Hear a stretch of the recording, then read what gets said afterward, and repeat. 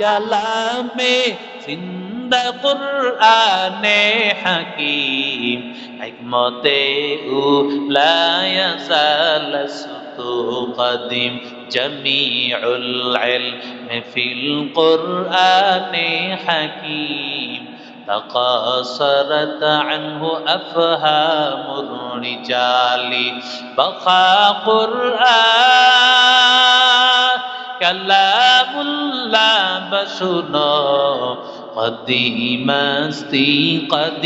استی نইনো আল্লাহ হাফেজকে বলবেন ইকালু লিসাহিবিল কুরআন ইকরা ওয়ারতাকি কামা কুনতা তুরাত্তিলু ফিদ দুনিয়া দুনিয়ায় যেমন পড়েছো তেমন ভাবে বান্দা পড়তে থাকো সুন্দরভাবে তারতিল সহকারে তাজবিদ সহকারে পরে বান্দা তেলাওয়াত করতে থাক আর এক একটা তেলাওয়াত করবে এক এক তালা বিল্ডিং তোর হতে থাকবে সুবহানাল্লাহ এক একটা আয়াত পড়বে এক এক তালা বিল্ডিং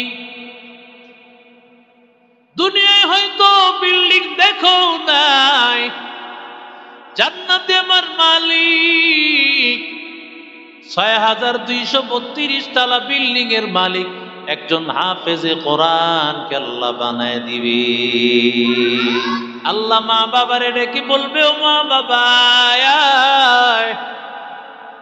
সন্তানরে হাফেজ বানাইছো সন্তানের আলেম বানাইছো দুনিয়ার তুমি খেতে চাও নাই দুনিয়ার কিছুই চাও নাই তুমি চেয়েছো তোমার সন্তানটা যেন হাফেজ হবে আলেম হবে বড় হইয়া তোমার সন্তান তোমার জন্য দোয়া করবে অন্ধকার কবরে চলে যাওয়ার পর এই সন্তানটা বুকটা ফুলেয়া মনটা ভরে যখন সন্তান মা বাবার জন্য দোয়া করবে রব্বিরহামহুমা কামা রব্বায়ানি সগীরা আয় আল্লাহ আব্বা আম্মারে মাফ করে দাও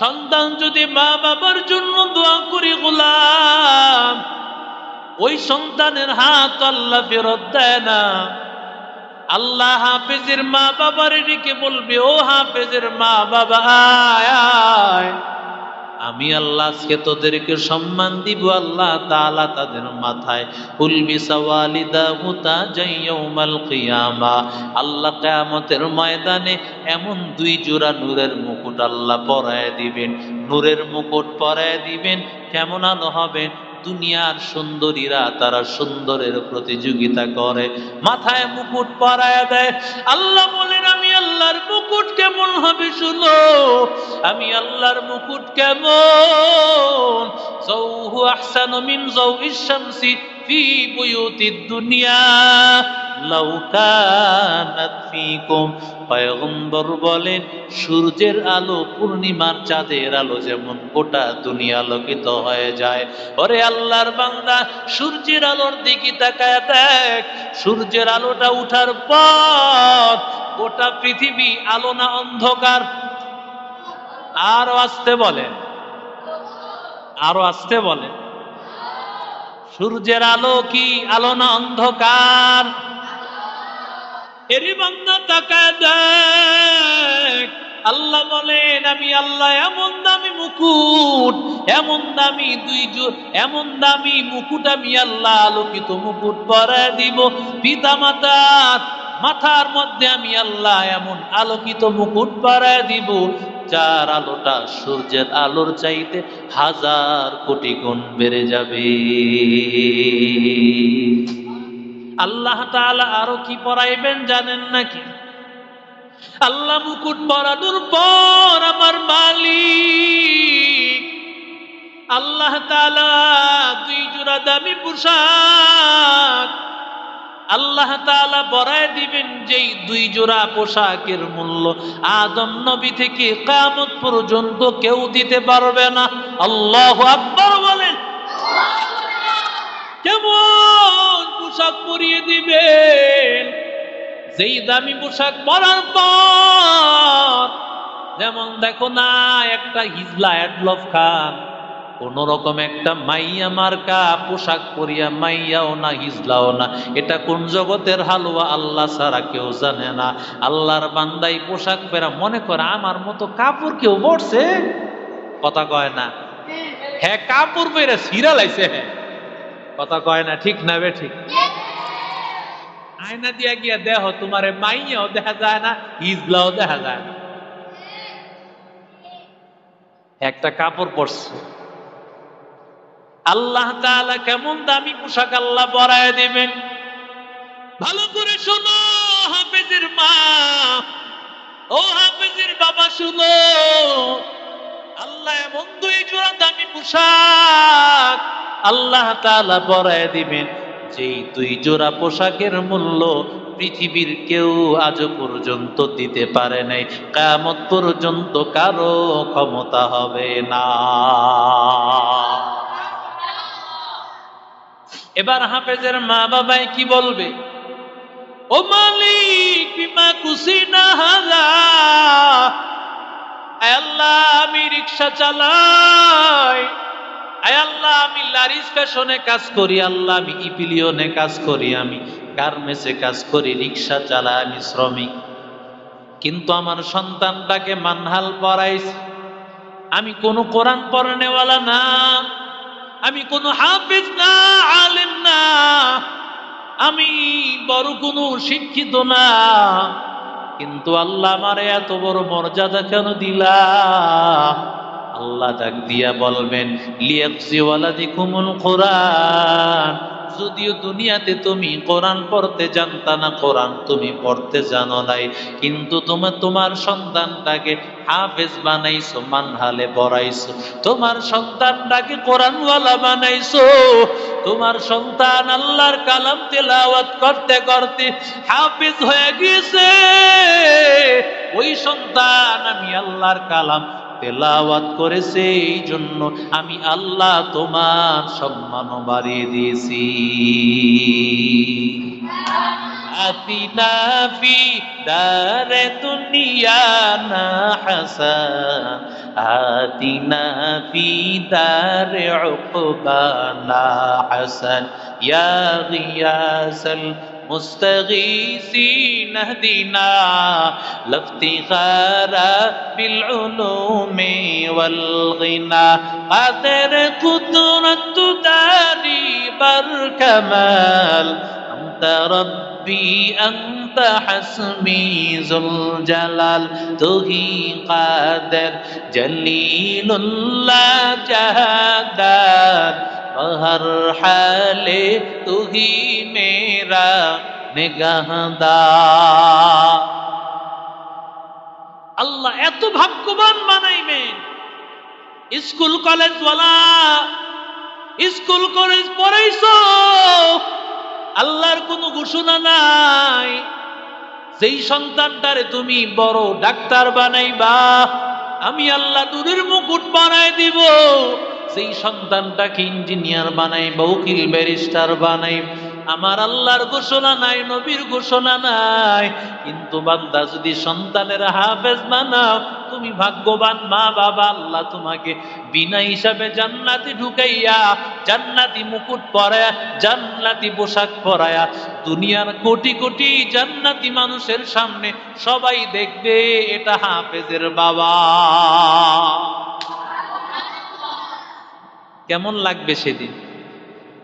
কি আনন্দ লাগবে না? কথা বলে না। জান্নাতে ঘুম নাই, দুনিয়ায় ঘুম আছে, এই যে পরে যায় না, এই যে একবার এমনি পরে, এমনি পরে, জান্নাতে কোনো ঘুম হবে না। সুবহানাল্লাহ।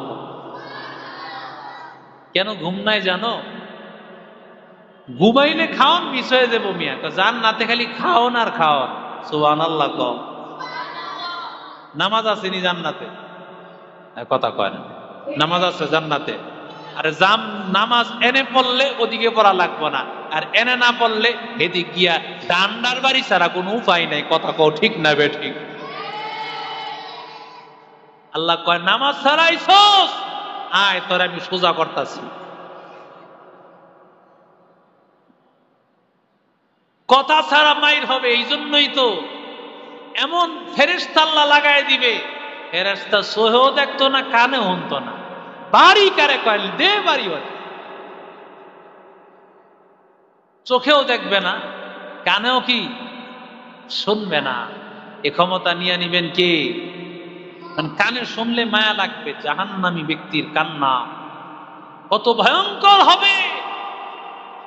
কিন্তু আল্লাহ বলেন, আমি আল্লাহ এমন ফেরেশতা নিয়োগ করব, ও কানেও শুনবে না আর চোখেও দেখতে পাবে না। সেদিন বোঝা যাবে কোরআনওয়ালারা দামি না তুমি যারা যারা তোমরা বাহাদুরি করেছ, তোমাদের সম্মান সেদিন প্রমাণ হবে। ঠিক না বেঠিক? দুনিয়াতে বড় গলায় কথা বলা যায়, কিন্তু কোরআনটাকে আল্লাহ দিয়েছেন সম্মানের জন্য। যেই মা বাবা কোরআনটাকে সন্তান, নিজের ঔরজান সন্তানটাকে কোরআনওয়ালা বানাবে, ওই মা বাবার চাইতে ভাগ্যবান পৃথিবীতে একজনও নাই। ঠিক না বেঠিক? জোরে বলে। বাদশাহ হারুনুর রশিদ কত বড় একজন বাদশাহ, ছোটখাটো একজন বাদশাহ না, বাংলাদেশ আর আমেরিকা না। বাদশাহ হারুনুর রশিদ, আল্লাহ তাআলা যাদেরকে বিশাল বিশাল রাজত্ব দান করেছেন, তাদের মধ্যে একজন বাদশাহ হারুনুর রশিদ। সুবহানাল্লাহ বলেন। কিন্তু বাদশার ছেলে হয়ে তার চলাফেরা ছিল ভিন্ন। তিনি খাইতেন আটার রুটি আর শরীরে জামা কাপড় পরতেন একজন সাধারণ। কিন্তু মন্ত্রী যারা ছিল এরা বলতেছে, বাদশাহ আপনার ছেলে, আপনি তো একজন বাদশাহ, আমরা আপনার মন্ত্রী, আপনার ছেলের চলাফেরা যখন স্বাভাবিক হবে তো তখন আমাদের কাছে এটা খারাপ লাগবে, আমাদের প্রেস্টিজে আঘাত করে যে বাদশার ছেলে এমন।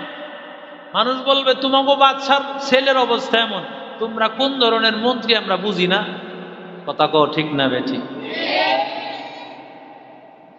এই জন্য মন্ত্রীরা বাদশার কাছে অভিযোগ দিছে যে আপনার ছেলেকে বুঝান, ছেলে যেন ভালো জামা কাপড় পরিধান করে এবং ছেলে যেন ভালো খাবার দাবার খায়। এই চলাফেরা এটা আমাদের পছন্দ হয় না, আমাদের মান সম্মানে আঘাত হানে, আমরা এটা সহ্য করতে পারি না।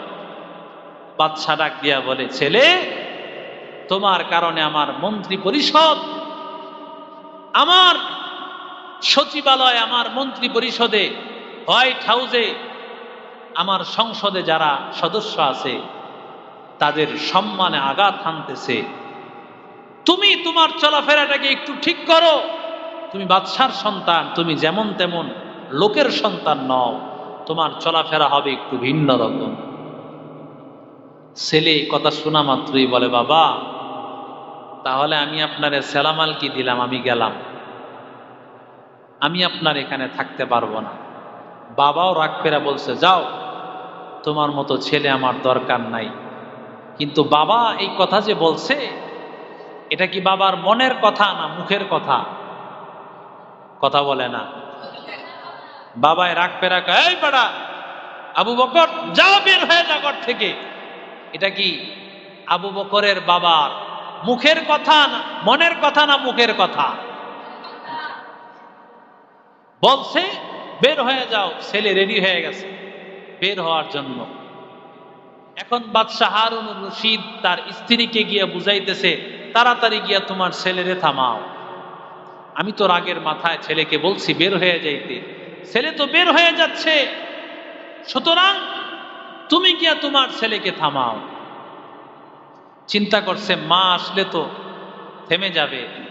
মা এসে যখন বুঝাইতেছে, বাবারে তোর বাবা রাগ করে বলছে তুই বের হয়ে যাইস না, বাবাই তো বলছে বের হয়ে যাইস না, তোকে অনুরোধ করে বলতেছি তুই আমাদেরকে ছেড়ে চলে যাইও না, আমার অনুরোধ। ছেলে ডাক দিয়া বলে, মাগো আমাকে তুমি বাধা দিও না, আমি আল্লাহর কোরআন শিখতে যাই, আমি আল্লাহকে পেতে যাই। সুবহানাল্লাহ বলে। আর রাজকীয় প্রাসাদে আল্লাহ কি পাওয়া যায় না? বাসার পরিবেশে এসি ঘর, কত আরামের ঘর, সবকিছু সারিয়া সন্তান, বড় লোকের সন্তান এখন মাদ্রাসায় পড়াশোনা করে।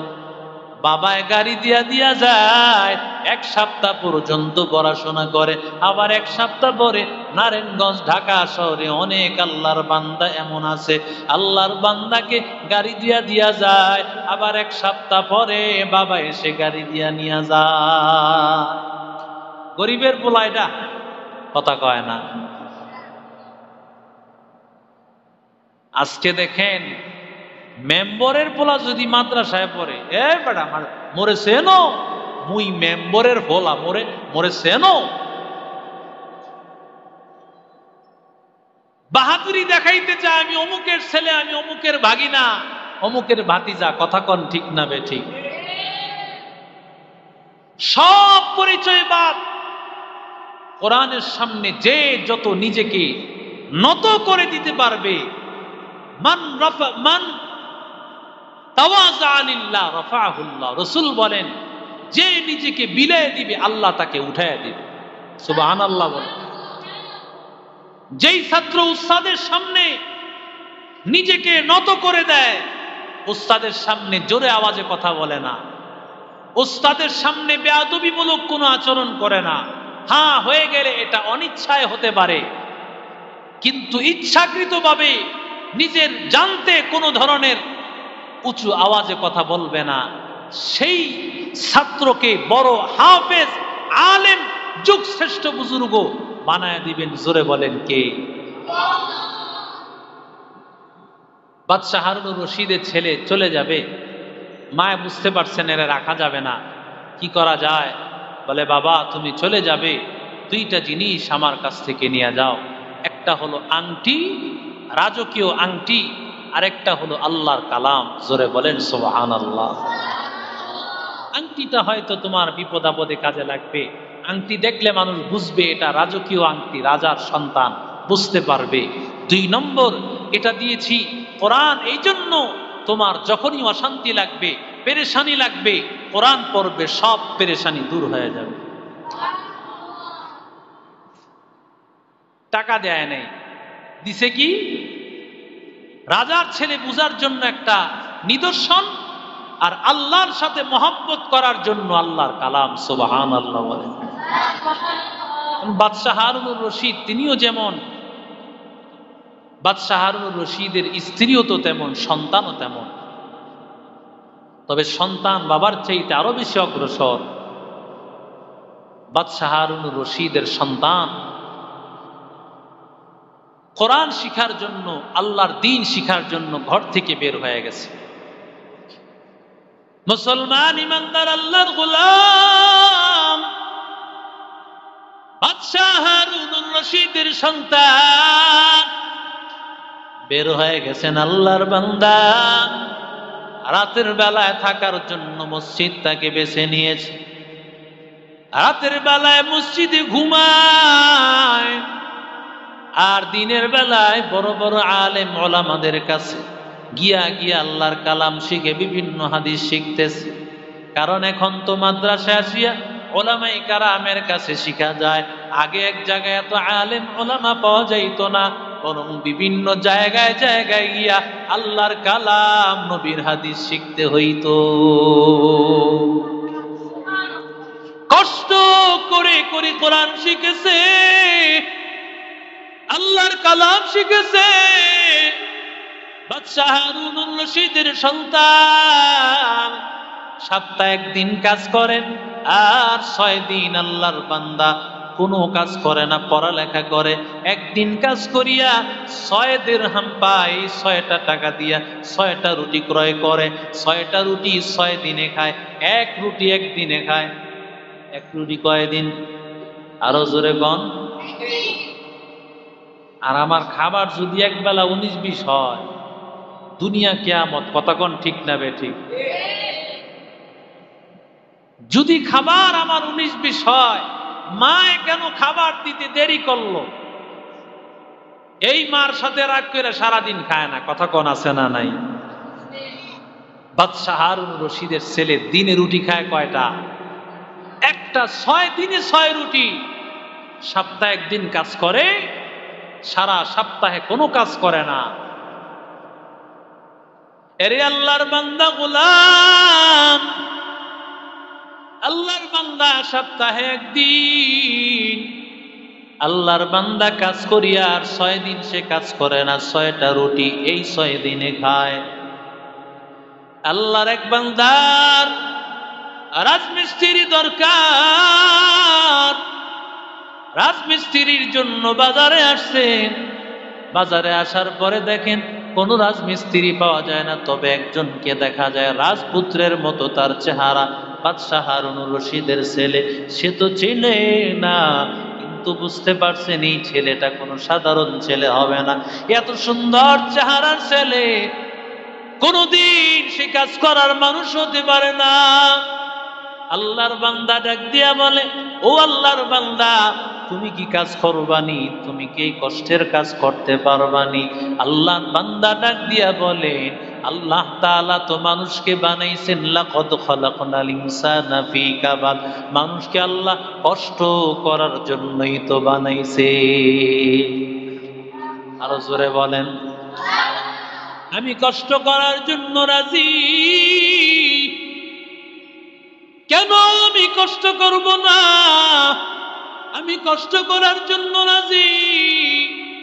বাদশাহ হারুনুর রশিদ বলেন, আমারে যদি নিতে চাও শর্ত আছে। বলে, কি শর্ত? বলে, আমি কাজ করব, নামাজের যখন সময় হয়ে যাবে, নামাজের সময় হয়ে গেলে 1 নম্বর শর্ত হলো কাজের বিনিময়ে আমাকে 6 দিরহাম দিতে হবে। 6 টাকার বেশি দিতে পারবা না, কমও দিতে পারবা না।